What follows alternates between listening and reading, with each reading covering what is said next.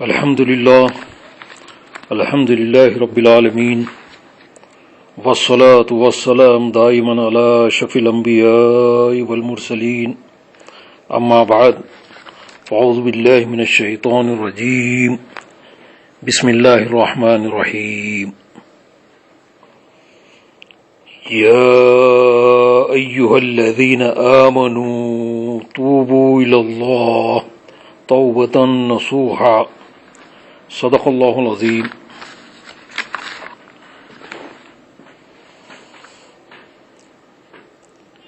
آئیے ایک مرتبہ بارگاہ رسالت والے رسالت میں درود پاک کا نذرانہ پیش فرمائیے۔ صلی اللہ علیہ نبی الامی والہ صلی اللہ علیہ وسلم صلاۃ و سلام علیک یا رسول اللہ، صلاۃ و سلام علیک یا حبیب اللہ۔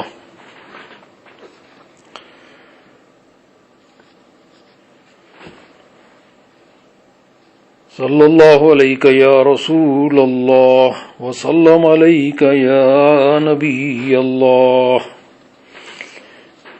بارگاہ رسالت میں حضور شیخ الاسلام مجدد دوران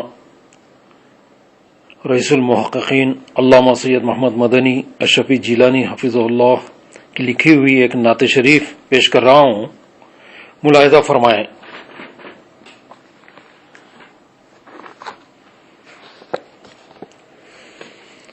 شہر نبی تیری گلیوں کا نقشہ ہی کچھ ایسا ہے، شہر نبی تیری گلیوں کا نقشہ ہی کچھ ایسا ہے، خلد بھی ہے مشتاق زیارت جلوہ ہی کچھ ایسا ہے۔ سبحان اللہ۔ شہر نبی تیری گلیوں کا نقشہ ہی کچھ ایسا ہے، خلد بھی ہے مشتاق زیارت جلوہ ہی کچھ ایسا ہے، دل کو سکون دے آنکھ کو ٹھنڈک روضہ ہی کچھ ایسا ہے، دل کو سکون دے آنکھ کو ٹھنڈک روضہ ہی کچھ ایسا ہے، فرش زمین پر عرش بری ہو لگتا ہی کچھ ایسا ہے، فرش زمین پر عرش بری ہو لگتا ہی کچھ ایسا ہے، ان کے در پر ایسا جھکا دل اٹھنے کا اب ہوش نہیں، ان کے در پر ایسا جھکا دل اٹھنے کا اب ہوش نہیں، اہل شریعت ہیں سکتے میں سجدہ ہی کچھ ایسا ہے،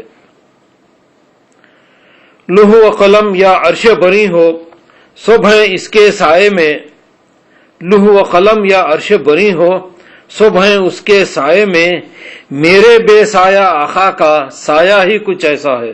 سبحان اللہ سبحان اللہ۔ لوح و قلم یا عرش بری ہو سب ہیں اس کے سائے میں، میرے بے سایہ آقا کا سایہ ہی کچھ ایسا ہے۔ اب یہ شعر سماعت فرمانے سے پہلے یہ ذہن نشین کر لیں، یہ واقعہ، یہ سجدے کی کیفیت ملاحظہ فرمائیں کہ حضور نبی کریم صلی اللہ تعالی علیہ وسلم سجدے میں ہیں اور آپ کی پشت پر حضرت امام حسین رضی اللہ تعالیٰ عنہ بیٹھتے ہیں۔ آقا صلی اللہ علیہ وسلم اپنے سجدے کو طویل کرتے ہیں، اپنے سجدے کو دراز فرماتے ہیں اور سجدے سے سر نہیں اٹھاتے ہیں، کہ اس لیے کہ کہیں حضرت امام حسین رضی اللہ تعالیٰ عنہ گر نہ جائے اور آپ کو تکلیف نہ پہنچے۔ آپ اپنے نواسے کی شفقت میں اپنے سجدے کو دراز کرتے ہیں، تو یہ سجدے کی کیفیت آپ ملاحظہ فرمائیں۔ سبت نبی ہے، سبت نواسے کو کہتے ہیں، سبت نبی ہے پشت نبی پر اور سجدے کی حالت ہے، سبت نبی ہے پشت نبی پر اور سجدے کی حالت ہے، آقا نے تسبیح بڑھا دی، آقا نے تسبیح بڑھا دی، بیٹا ہی کچھ ایسا ہے۔ سبحان اللہ سبحان اللہ۔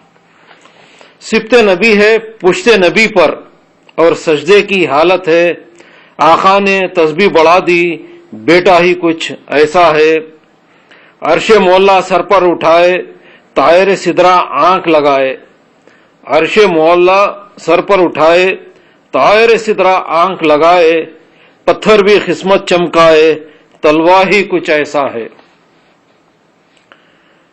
رب کے سوا دیکھا نہ کسی نے فرشی ہو یا عرشی ہو، رب کے سوا دیکھا نہ کسی نے فرشی ہوں یا عرشی ہوں، ان کی حقیقت کے چہرے پر پردہ ہی کچھ ایسا ہے۔ آقا صلی اللہ علیہ وسلم حضرت سیدنا ابوبکر صدیق رضی اللہ تعالیٰ عنہ سے فرماتے ہیں، جو آپ کی حقیقت سب سے زیادہ جانتے ہیں، جو آپ سے سب سے قریب تر ہیں، یار غار ہیں، آپ کے ساتھی ہیں، آپ سے فرماتے ہیں کہ یا ابابکر لم یعرفنی حقیقتا غیر ربی، اے ابابکر میری حقیقت میرے رب کے سوا کسی نے نہیں جانا۔ یعنی حقیقت مصطفیٰ صلی اللہ علیہ وسلم کو سیدنا صدیق اکبر بھی نہ جان سکے، وہ صرف رب جانتا ہے۔ رب کے سوا دیکھا نہ کسی نے، فرشی ہو یا عرشی ہو، ان کی حقیقت کے چہرے پر پردہ ہی کچھ ایسا ہے۔ تاج کو اپنے کاسا بنا کر حاضر ہیں شاہان جہاں، تاج کو اپنے کاسا بنا کر حاضر ہیں شاہان جہاں، ان کی عطا ہی کچھ ایسی ہے، صدقہ ہی کچھ ایسا ہے۔ اللہم صلی علی سیدنا نبینا شفیعنا حبیبنا مولانا محمد وعلی آل محمد مبارک وسلم۔ یا ایھا الذین آمنوا توبوا الی اللہ توبۃ نصوحا،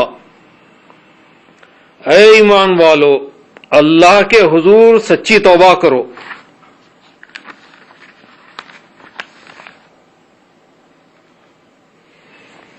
سچی توبہ کا مطلب یہ کہ توبہ کے ارکان، سنتیں، مستحبات اور شرائط جو ہیں اس کی تکمیل ہونی چاہیے۔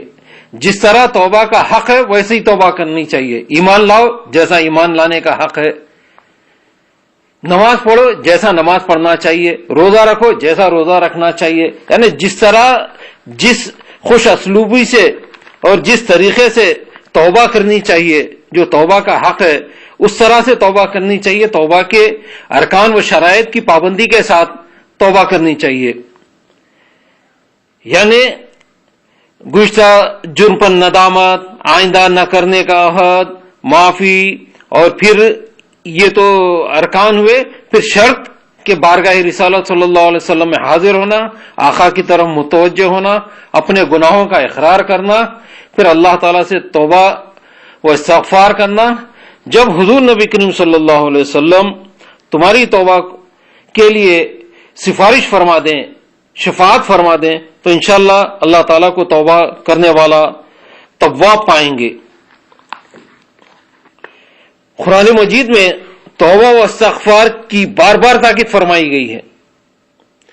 ایک مقام پر ارشاد ہے وَنَسْتَغْفِرُوا رَبَّكُمْ ثُمَّ تُوبُوا إِلَىٰ يُمَتِّعُكُمْ مَتَاعًا حَسَنًا إِلَىٰ أَجَلٍ مُّسَمًّى وَيُؤْتِي كُلَّ ذِي فَضْلٍ فَضْلَهُ وَإِن تَوَلَّوْا فَإِنِّي أَخَافُ عَلَيْكُمْ عَذَابَ يَوْمٍ كَبِيرٍ۔ یعنی اور اپنے پروردگار سے معافی مانگو اور اس کے حضور میں توبہ کرو۔ اللہ تعالیٰ سے معافی مانگو اور اس کے حضور توبہ کرو، تاکہ ایک وقت مقررہ تک تمہیں فائدہ دے، اچھا فائدہ، اور ہر زیادہ نیکی کرنے والے کو اس کی زیادہ نیکی کا بدلہ عطا فرمائے۔ اگر تم منہ موڑو گے تو میں تم پر بڑے دن کے عذاب سے ڈرتا ہوں۔ یعنی اللہ کی بارگاہ میں ہٹ درمی، ضد یا توبہ میں تاخیر نہیں کرنی چاہیے، اور اس دن کے عذاب سے ڈرنا چاہیے۔ اس ارشاد ربانی سے معلوم ہوتا ہے کہ توبہ و استغفار کے ذریعے اللہ تعالیٰ کی نعمتیں حاصل ہوتی ہیں۔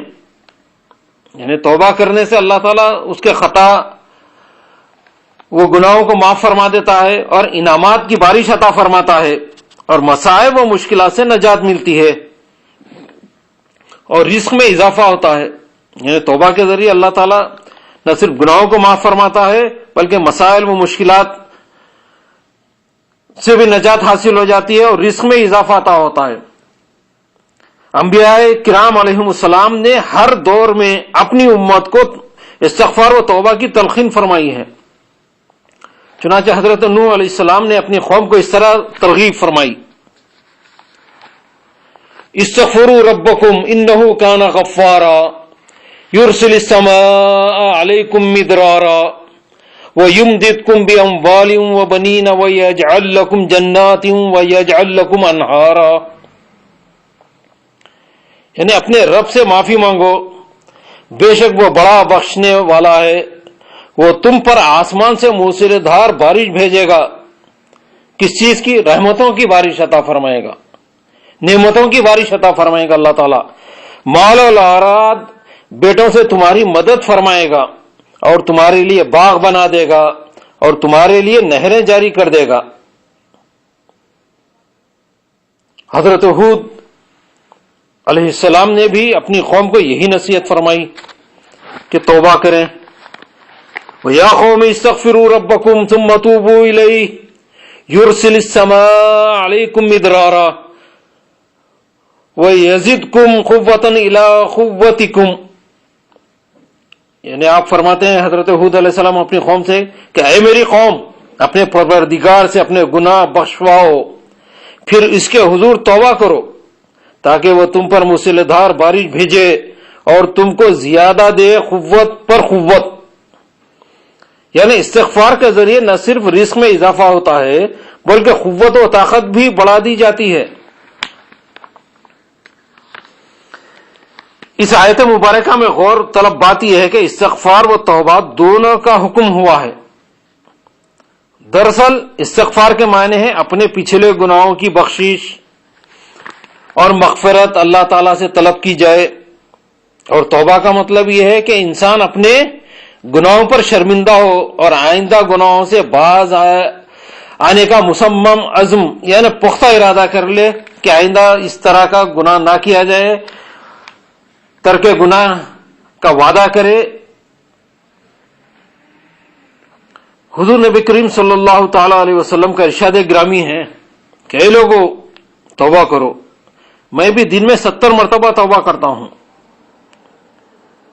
یعنی مقام حیرت ہے کہ رسول اللہ صلی اللہ علیہ وسلم جو کہ سراپا معصوم اور گناہوں سے پاک ہیں، روزانہ 70 مرتبہ استغفار پڑھتے ہیں، اور ہم جو سراپا خطا ہیں دن میں ایک بار بھی استغفار و توبہ نہ پڑھیں.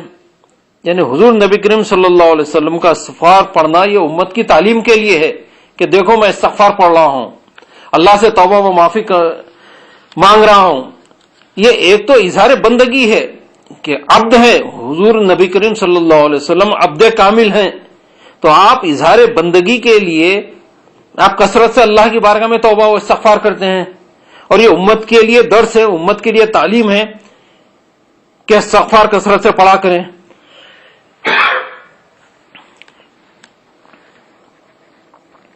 حضور نبی کریم صلی اللہ علیہ وسلم نے فرمایا کہ جو آدمی باقاعدگی کے ساتھ بلا ناغہ استغفار کرتا ہے اللہ تعالیٰ اس کے لیے ہر تنگی اور نجات کے راستے نکال دیتے ہیں.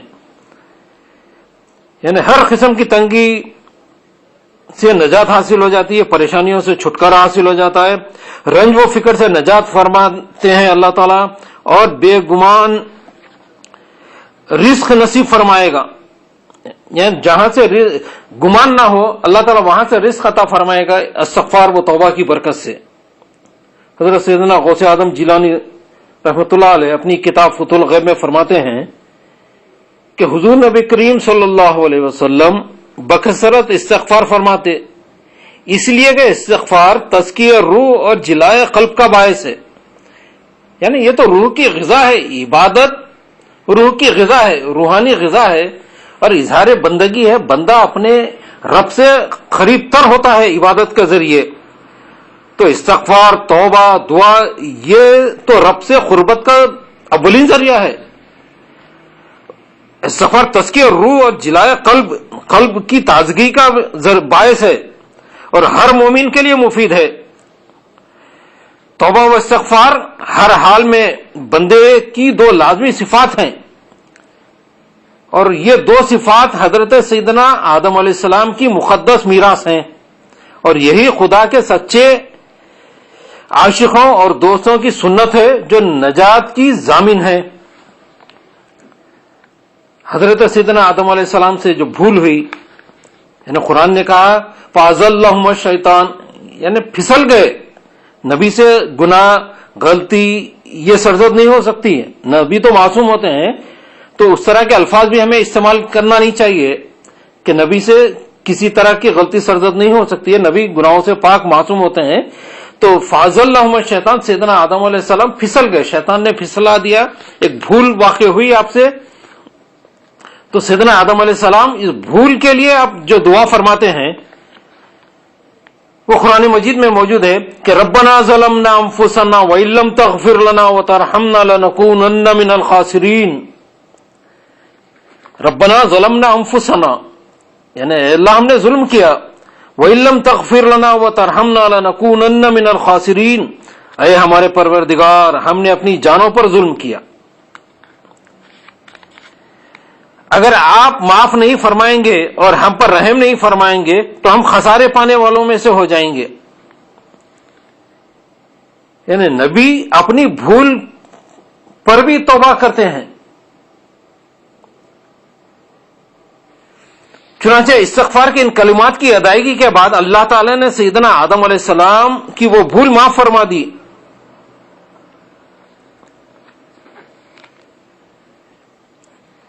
یہ دعا قرآن موجود میں موجود ہے، ربنا ظلمنا انفسنا وان لم تغفر لنا وترحمنا لنکونن من الخاسرین. اس دعا کو جو شخص اس آیت کو ہر فرض نماز کے بعد ایک مرتبہ پڑھ کر مغفرت کی دعا مانگے، انشاءاللہ تعالی اس کے گناہ معاف ہوں گے، کیونکہ یہ تو نبی کی دعا ہے، سیدنا آدم علیہ السلام کی دعا ہے. لہذا اس دعا کو ہر فرض نماز کے بعد ایک مرتبہ پڑھنا چاہیے، کم از کم ایک مرتبہ اس دعا کو پڑھنا چاہیے. ربنا ظلمنا انفسنا وان لم تغفر لنا وترحمنا لنکونن من الخاسرین.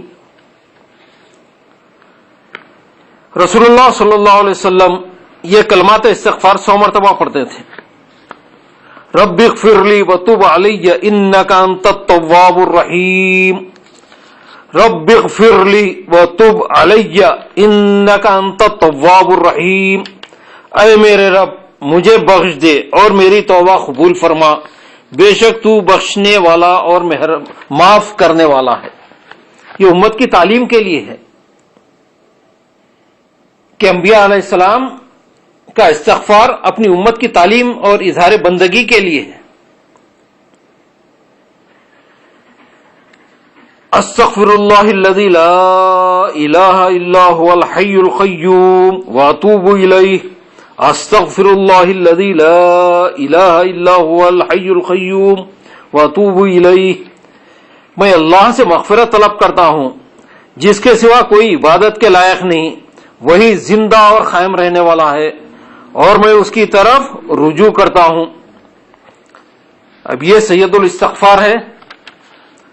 اللہم انت ربی لا الہ الا انت خلقتنی وانا عبدک وانا علی عبدک ووعدک ما استطعت اعوذ بک من شر ما صنعت ابوء لک بنعمتک علی وابوء بذنبی فاغفر لی فإنہ لا یغفر الذنوب الا انت.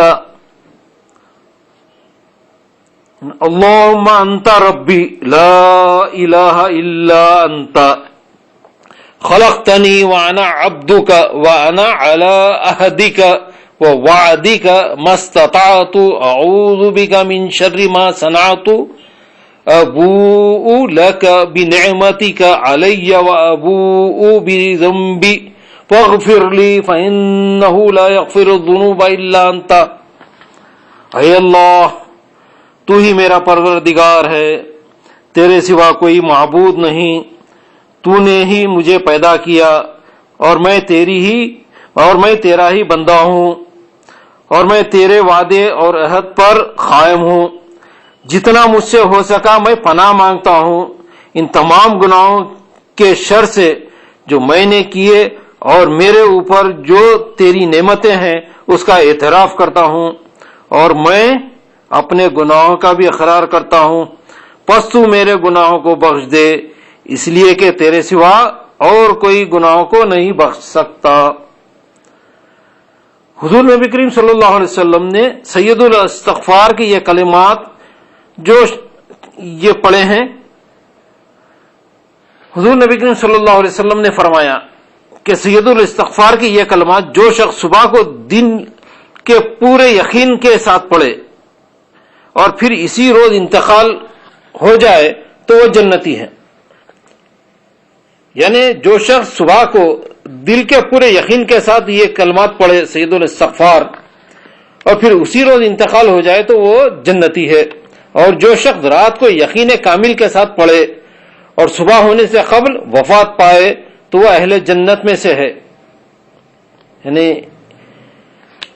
اس دعا کو، اس استغفار کو بخاری شریف میں بھی روایت کیا گیا ہے. بخاری شریف کی حدیث میں یہ سید الاستغفار لکھا گیا ہے اور اس میں جنت کی بشارت دی گئی کہ جو شخص صبح کے وقت پورے دل کے یقین کے ساتھ، کامل اطمینان کے ساتھ، یقین کے ساتھ اگر یہ پڑھ لے اور پھر دن میں انتقال ہو جائے تو وہ جنتی ہے. اور رات کو اگر پڑھ لے اور پورے کامل یقین کے ساتھ اور رات میں انتقال ہو جائے صبح ہونے سے قبل تو وہ شخص بھی اہل جنت میں سے ہوگا.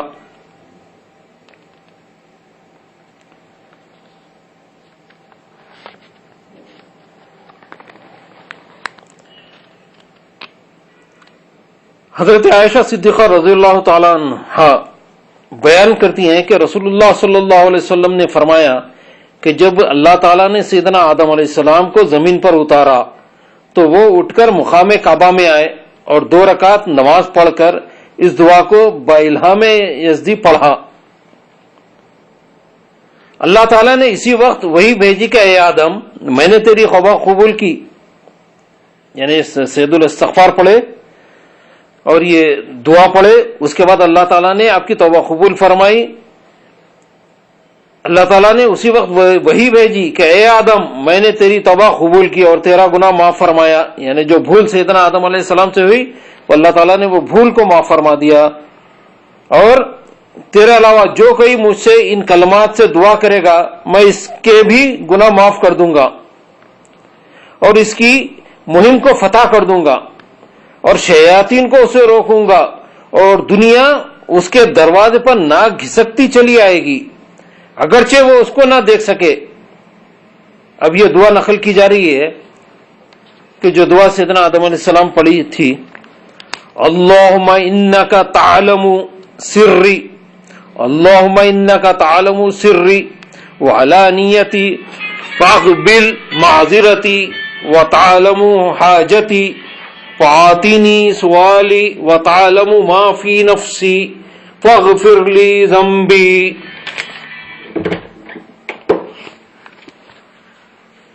اللہم انکا تعلم سری وعلانیتی فاقبل معذرتی وتعلم حاجتی فآتانی سوالی وتعلم ما فی نفسی فاغفر لی ذنبی. اللہم انی اسألک ایمانا یباشر قلبی ویقینا صادقا حتی عالم انہ لا یصیبنی الا ما کتب لی ورضا بما خصمت لی یا ارحم الراحمین. اللہم انکا تعلم سری وعلانیتی فاقبل معذرتی وتعلم حاجتی فآتینی سوالی وتعلم ما فی نفسی فاغفر لی ذنبی. اللہم انی اسألک ایمانا یباشر قلبی ویقینا صادقا حتی عالم انہ لا یصیبنی الا ما کتب لی ورضا بما خصمت لی یا ارحم الراحمین. اے اللہ تو میرے پوشیدہ اور ظاہر کو جانتا ہے، پس میری معذرت قبول فرما، اور تو میری حاجت کو جانتا ہے پس میری ضرورت کا سامان عطا فرما، اور تو میرے دل کی بات جانتا ہے پس میرے گناہوں کو معاف فرما. اے اللہ میں تجھ سے ایمان مانگتا ہوں، ایمان یباشر قلبی، جو میرے دل کو خوش کر دے اور سچا یقین، یہاں تک کہ جان لوں کہ جو کچھ بھی میرے لیے مقدر ہے وہی مجھ کو ملتا ہے. اور اے ارحم الراحمین میں اس پر راضی ہوں جو تو نے میرے لیے مقدر فرمایا.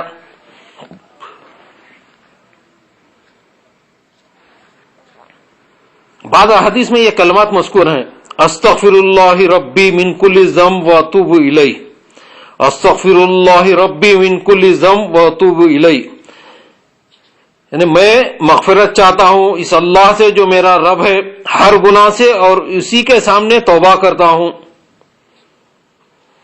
حضرت شیخ جلال الدین سیوطی رحمۃ اللہ علیہ جو تفسیر جلالین صاحب تفسیر جلالین ہیں، آپ سے منقول ہے کہ فہم علم اور کثرت مال کے لیے بعد نماز فجر روزانہ 3 بار یہ استغفار پڑھے، استغفر اللہ العظیم الذی لا الہ الا هو الحی القیوم بدیع السماوات والارض وما بینہما من جمیع جرومی و اسرافی علی نفسی واتوب الیہ، استغفر اللہ العظیم الذی لا الہ الا هو الحی القیوم بدیع السماوات والارض وما بینہما من جمیع جرومی و اسرافی علی نفسی واتوب الیہ، استغفر اللہ العظیم الذی لا الہ الا هو الحی القیوم بدیع السماوات والارض وما بینہما من جمیع جرومی و اسرافی علی نفسی واتوب الیہ۔ اس کا ترجمہ یہ ہے کہ میں مغفرت چاہتا ہوں اس اللہ سے جو عظیم ہے، جس کے سوا کوئی معبود نہیں، وہی زندہ ہے، قائم رہنے والا ہے، آسمانوں اور زمین اور جو دونوں کے درمیان ہے، زمین و آسمان اور اس کے درمیان جو ہے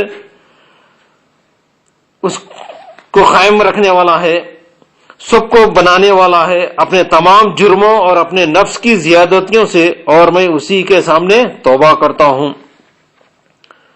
شیخ المشائخ حضرت شیخ کلیم اللہ جہاں آبادی رحمۃ اللہ علیہ آپ کی کتاب مرقع شریف یعنی مرقع کلیمی میں تحریر فرماتے ہیں کہ جو شخص 2 ماہ تک بلا ناغہ روزانہ 400 بار یہ استغفار پڑھے تو اللہ تعالی اسے علم نافع یا مال کثیر عطا فرمائے گا۔